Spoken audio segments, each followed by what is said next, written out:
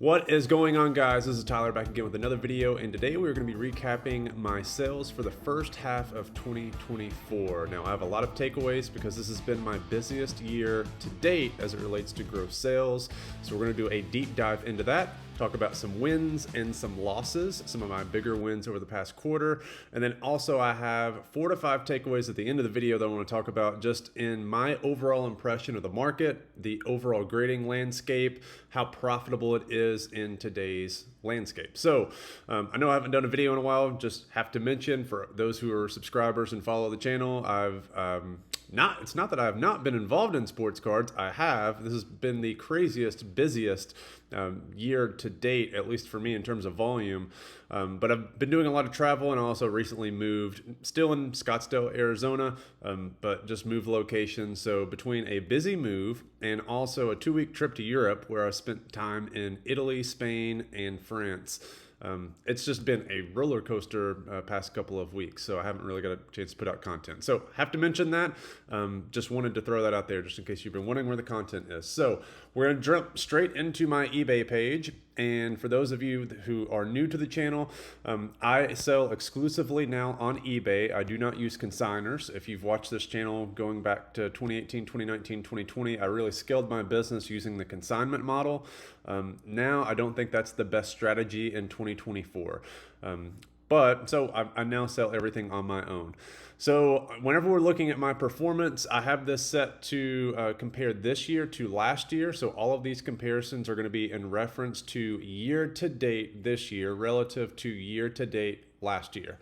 And as we go through, the big number that is going to be the one that to really focus on is going to be total sales. So this does include sales tax and all the seller fees like shipping, labels, etc.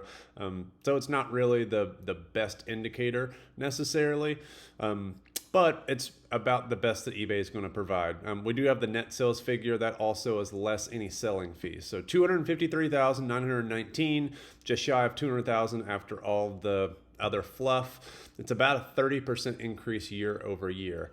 You can see quantity of items sold. We're seeing about a 50% increase in those items, and I've sold a lot of different variety. I've recently bought a big collection, and I've started to sell a lot of raw cards on my site. We're going to talk a little bit about that in some other videos that I do want to talk about that strategy, and also give a shout out to one of the platforms that I've started to use to really expedite that process. So that'll be coming. Average sales per item is down by about 13%, but again, I'm selling a lot of $1 and $2 and $3 cards, and I love doing it. It's actually a lot of fun. If we look at how these sales are broken out, this is one important thing to make note of. The first quarter of the year, and if you've again followed these types of videos or watched these previously, I have a lot more success in fixed price sales compared to auctions. In my opinion, if you're auctioning off your cards, by and large, you're essentially willingly giving the card away at wholesale prices.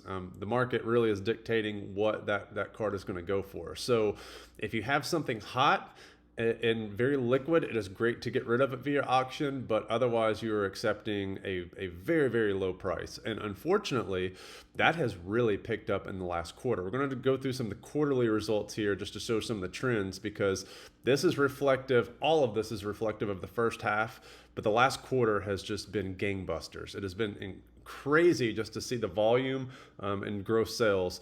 But lately, within the last quarter, a lot of this is due to auction. Me really having to, if I want to get inventory moved, I have to auction it. And that I'm not a big fan of that. So that's not a trend that I like. That shows buyer weakness. It shows that there's a lot of competition out there for the same things that I'm selling. If we go down to some of the buyer insights, looking at the breakout, we do have some repeat buyers, a lot of repeat buyers. They really stick off at the top of my head because there are a couple of repeat buyers who are big repackers. So a lot of the cards that I auction off, I do get really big aggregate purchases from some people who are running group breaks or repack products. So I get a lot of that repeat business, which is good. Makes me want to build one, as I've said previously, which I hope that I eventually will get the chance to do. And you can really see how these sales have ramped up over the last quarter. So I do want to actually show that over the last quarter, because this is getting to the point where I want to talk about how much further I can really push this. So as we look in the last quarter, we have 154,000 in sales. It's 123,000 net. And you can see that the net recovery is much higher, 84.6% higher compared to the total sales, 75.3. What that indicates is I'm paying much less fees on this last quarter of sales. And the reason why is because I'm selling a lot more via auction. So I'm a top rated seller. I have a store that's $60 a month. Even if you pay for the lowest tier store where you're paying for it, you do get a discount in fees. So my net fee is around 10.8 to low 11s, something like that. I forget what the math comes out to be. If you sell via fixed price and I'm promoting listings, you're going to be paying some type of promotional fee. And I'm just finding it's not worth it. It used to be one of my hidden secrets in terms of really promoting items. That's just a way for eBay to now extract a lot of value from you. I'm really not seeing a lot of benefit out of these fixed price promotional listings as much as it used to, because everybody's doing it. So of course eBay now wants you to outbid other people on their promotional ad rates, which just takes more fees away from you. So you're better off honestly auctioning off a lot of stuff. It's a race to the bottom in terms of fees, unfortunately, with eBay. That's just unfortunate.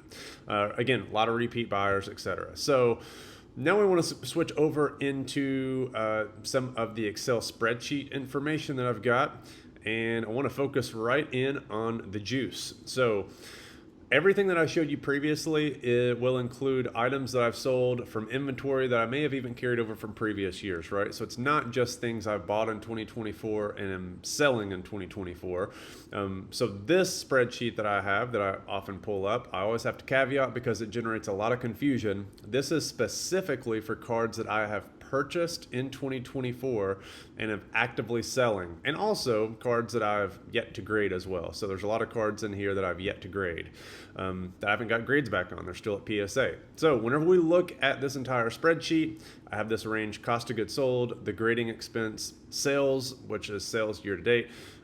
So of that 250 some odd thousand, roughly 110 of that thousand comes from 2024 sales. The rest of it's likely 2023, 2022, 2021. There actually was a 2021 card. We're going to talk about it. I'm going to go through some of my highs and lows. And then receivables. So this is basically like what my outstanding inventory value is. This does not include the last week. I haven't ran the eBay sales. So this receivables is probably down in the 70,000 range.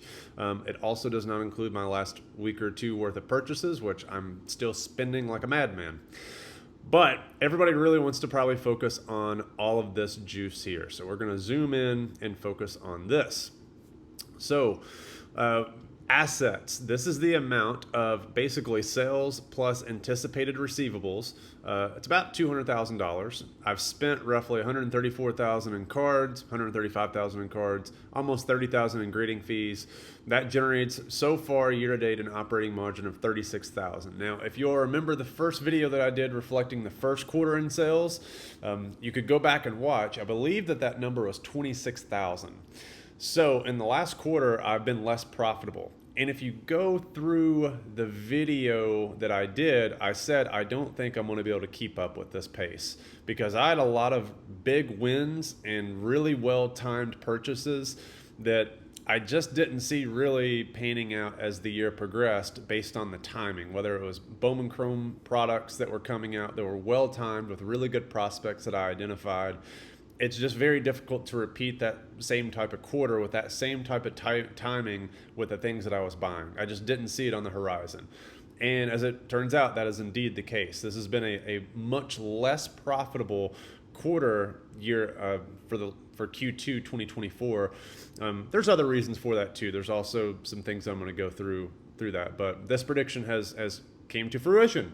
ROI down to 22.12%. If I can keep that above 20% for the rest of the year, I'm actually pretty happy with that. But we're going to talk about that and talk about how that is compressing year over year. It is getting more difficult to keep that ROI high. Gem rates, you can see those here. These have actually been just a tick up in terms of gem rates compared to year over year. Last year was around 53, 54%. This year it's about 57.69. Card quality seems to be a little bit better. I'm also grading a lot of 90 stuff, so it's not all reflective of brand new product that I'm opening. So wanted to share that. Now, I had lots of people questioning whether or not I was actually profitable, because this spreadsheet does take into account, whoa, we went really small there. This does take into account cards that I have not sold yet into the financial projections. And people don't seem to like that, because they don't really want me to project out that these cards are going to sell for a certain value. So for those of you out there who question whether or not I'm fluffing these numbers, I pulled out a separate spreadsheet here for you. These are, again, the cards that I've actually sold in this year 2024, and it's looking at the profitability. Again, it's not taking into account the past week. So again, just copied over everything that had a sell value in it. So as we look at this, of the items that I've bought, graded, and sold in 2024, we're about a 32.47% ROI. That is me projecting that if I sell some of this other inventory that I've yet to move, some of this stuff I haven't sold yet because it came back a 9, and I'm still trying to either move it or I might crack it and regrade it. So that's why this ROI is going to get pushed down. Also, I typically do have some pretty conservative estimates in terms of what I think that outstanding inventory will sell for that is currently at PSA.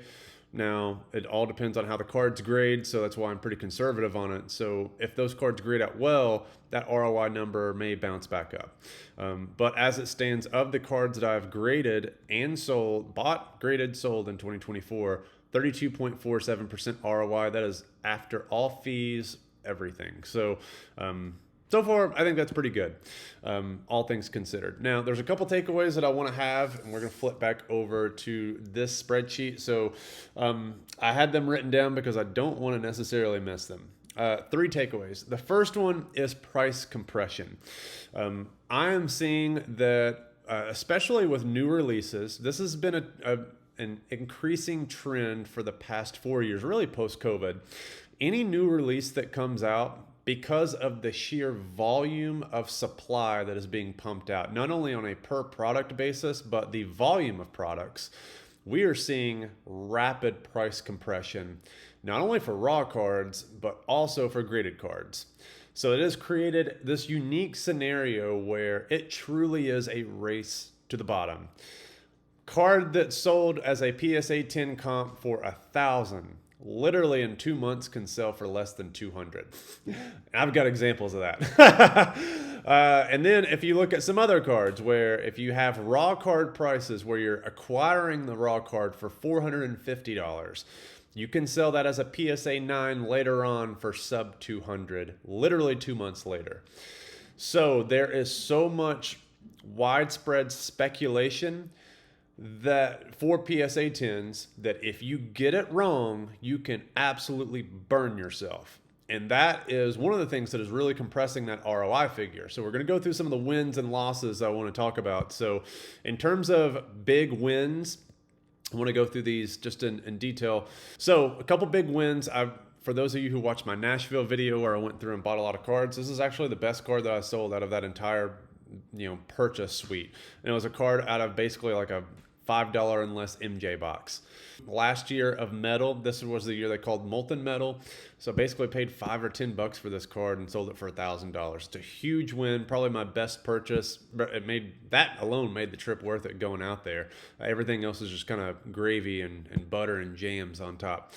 Another one, I got really, really, really lucky with Paul Skeens on this card. So I did pretty well with Paul Skeens, although PSA really, really shafted me on some grades. I would say early on, the inconsistency, for whatever reason, was with Paul Skeens' 2023 Bowman Chrome draft.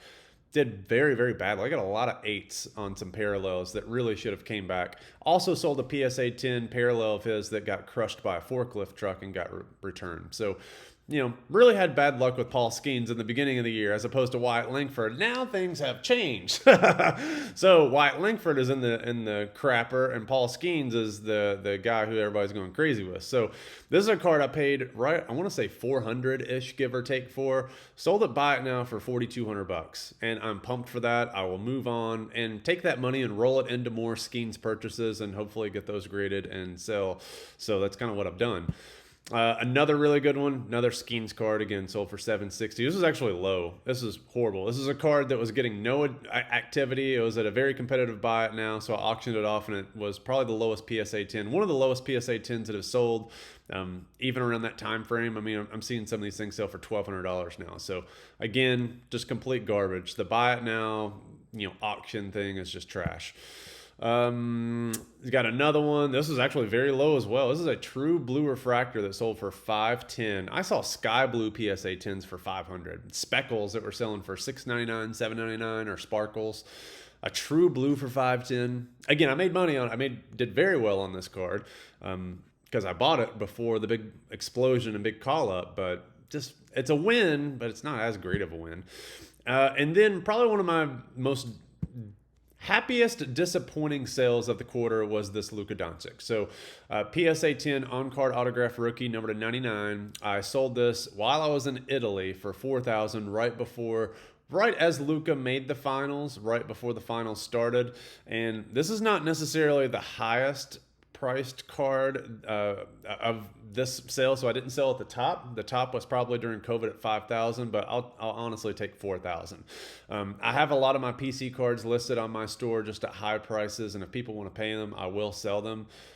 But I wasn't going to accept anything less. I'd had people offer less, and I just kind of ignored it because this is my last really big, good Luka card. I've got one other PSA 9, the 2016 EuroLeague PSA 9. Otherwise, I don't have any good Luka cards anymore. So if somebody is going to pay the buy it now price, I'll sell it. So I paid roughly $600 something for that in either 2020, 2021, whatever year it was. Maybe it was 2019, and got it graded. Didn't sell it at the bubble, but happy to have sold it for $4,000. I'm actually pretty excited to get that. Now, there's another card that I want to sell or talk about where I did not do good on, and this goes to that price compression and mass speculation. There's really no place to hide with modern cards right now. There are pockets, but this is a massive highlight of a card that I actually lost money on grading as a PSA 10. We're talking about a Victor Wembanyama PSA 10 serial numbered Prism rookie card that I graded, and I thought that I got a great deal on this card. I want to say I paid either $3,000, $3,200. It was somewhere around that price range. This just sold last night, and it came in at $2,700. Now, this was countered by also a really, really good sale, and we're going to go through that. I want to find that because I meant to pull this one up also. I did have a Caitlin Clark card that I made some pretty good coin on last night too, so we're going to type that up. But this is just showing just how much speculation there is in the system right now with not only Victor, but new product and the speculation to make money on newly graded cards. So now I did do very well on this Caitlin Clark card. Did very, very well. $2,600 sale. That was almost as much as the Victor, $2,700. I made no money. I lost about $500, $600 on this card. And then I lost on the fees. So this is highlighting that there is such fierce price compression. There's such fierce speculation, not only on the raw card, but on its anticipated value of what it'll be as a PSA 10. These fast breaks, there's blues and there's reds. The initial red and blue was selling in the PSA 10 range for the 8,000 range. It's cratered all the way down to 2,700. Now, we are seeing that across the board for a lot of the lower end Wembies, but for some of the higher end prospects, this is something we haven't really seen that often. I mean, we're talking about Wemby silvers where raw Wemby Prism silvers were above $1,000. Now the PSA 10s are $900. So anybody who is really buying these in mass speculation or mass bulk and hanging on to them, it is a hot potato that is burning right through your hand. So I've done very, very well buying Victor Raws, the low end items. The lower end, almost the better. There's a sweet spot. You don't want the super low end stuff, but you want a sweet spot of where it's not super low end trash, but it's still desirable. There's a good sweet spot there, but the high end is way over speculated. It is not worth buying, grading, and selling at a loss. I've sold so many other Wimbies where I may have bought them in the 30, 40 range, sold them for 150, 160, and just do that in volume. So that gets me to one of my other takeaway points of I don't think that I can really scale this much any further because we're running out of options for things that I can buy. So, if I'm on pace for doing $600,000 in gross sales on the last quarter, so if you annualize that last quarter and did 600,000, I don't know if I can push this to $1 million. Yes, there's more Wimbies out there that I could grade. Yes, there's more other rookies and prospects that I can grade. But especially as we forecast into next year and we turn over this year's rookie class into next year's rookie classes for basketball and also football, I'm not seeing it. We just had a gangbusters year for two mega prospect rookies in CJ Stroud and Victor Wembanyama. And with that, it provided some very consistent returns. There's also some really good quality that came out of 2023 Bowman Chrome draft. I don't think that that's necessarily going to be replicable. We just had 3 sports that had great prospects, and I didn't even mention Connor Bedard, for which I've only bought in one card of Connor Bedard so far. So every single class has had great prospects. I don't necessarily see that happening next year. So it's not only the fact that I don't see that happening next year that's going to likely compress this volume to make it sustainable.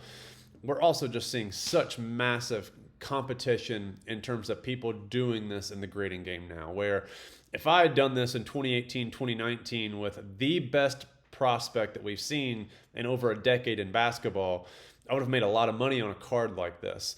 Now, it is unfathomable,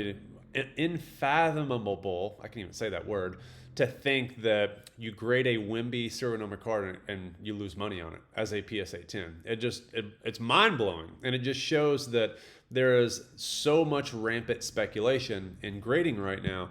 You really, really, really have to hone in a strategy, not fall victim to a lot of these sexy potential buys out there because you really want to have a high margin per card. This is a volume game at the low end.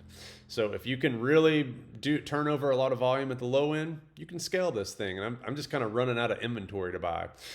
In terms of things that I am buying, I'm buying just about everything that I can potentially scour out within my circle of knowledge that I think that I can buy and grade. Whether that's cards that are older, 90s, early 2000s. I love that type of stuff, but that well is drying up. As more cards are pumped out by PSA, that well just keeps getting smaller and smaller and smaller. There is a basal release rate of cards onto the market from those sets that I really like, but they're not in sufficient volume that you can grade them in mass scale. So you have to be reliant on new cards. The new cards like 2023 Wimbies, CJ Strouds, these are known facts. This is not a revelation. These cards crater. I mean, it is a race to the bottom in raw card price and PSA graded price. So speed and velocity of turnover is your best friend. You do not want to be hanging on to any inventory right now. And that's why you're seeing a lot of my auction numbers really increase, because every day that passes is another buyer that is taken out of the marketplace for some of these cards because they've bought one from some other seller. I mean, there's just a lot of these cards out there. So that's kind of what I'm seeing in the marketplace right now. It is a true race to the bottom. You have to be first, or you have to be one of the first. If you are in the middle or last, you're treading water, breaking even, probably losing maybe a little bit of money after your transaction fees, because transaction fee costs are also just exorbitantly high this in 2024. So that is kind of a summary of where my sales are at. Overall, I would say that this is a pretty good year. I don't have a lot of hope for the back half of the year. Again, we're kind of running out of different items, and the dilution effect of more Wemby cards hitting the market, more Stroud cards hitting the market, it's just eroding all margin for existing cards that are out there, whether it's from previous releases and what they were selling for. Once Prism releases, everybody kind of wants the Prism thing, but if you can't even make money on a Prism serial numbered Wemby, that's kind of bad. that may be a time that we need to turn over the rookie class and just focus on other things. So we're going to see how this projects out as the year progresses. I'm going to try my absolute hardest to get us close to 600,000 in gross sales based on this last quarter. I don't know if I'm going to be able to do that. I think 500,000 is in the question though. By year's end, I hope that I'm going to be able to do that and do so profitably. I don't want that gross number to just be 500,000 for the sake of being gross. I want to have a good ROI on that. So again, if you can turn over money at a 22% ROI every 3 to 4 months, that's fantastic. Take that any day. Those margins are a fraction of what they were in 2017, 2018, 2019, and 2020. Thank you, Michael Rubin and Fanatics. Thank you for everybody who jumped into the card market and kind of ruined the grading game. But it's still a 22% margin in 3 months, which it's very hard to argue with that, especially in all other areas of opportunity that are out there. I just keep coming back to cards saying I can't do anything better anywhere else. Cards is still delivering right now. So that's my take. Let me know what you all think, and thank you all for tuning in.